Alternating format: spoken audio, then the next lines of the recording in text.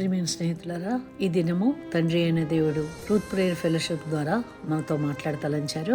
వాక్యము కీర్తనల గ్రంథము 127 అధ్యాయము 2వ వచనము. తన ప్రియులు నిద్రించుచుండగా ఆయన వారికి ఇచ్చుచున్నాడు.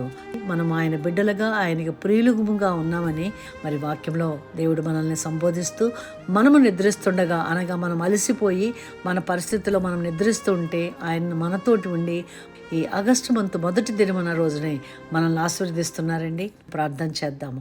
సర్వశక్తిమంతుడైన దేవా, జీవాధిపతి, మమ్మల్ని మీ ప్రియులుగా మీ బిడ్డలుగా మమ్మల్ని చూస్తున్నందుకు వందనములు దేవా. నైనా మరి నెలంతయు కూడా మా బిడ్డలు మా కుటుంబీకులు చేస్తున్నటువంటి ఉద్యోగాలలో ప్రమోషన్ రావాల్సిన వారికి ప్రమోషన్ దయచేయండి.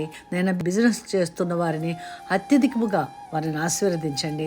అలాగే చదువుకుంటున్న వారిని మరొక ఉన్నత స్థితిలోకి వారు చేరగలిగినట్లుగా మీ కృపాహస్తం వారికి తోడుగా ఉంచి వారిని నడిపించమని ప్రార్థిస్తున్నాను తండ్రి. మీ కృపా కనికరములకు మమ్మల్ని అందరినీ అప్పగించుకుంటూ యేసుక్రీస్తు పుణ్యనామంలో ప్రార్థించి వేడుకొంచున్నాము తండ్రి. ఆమేన్.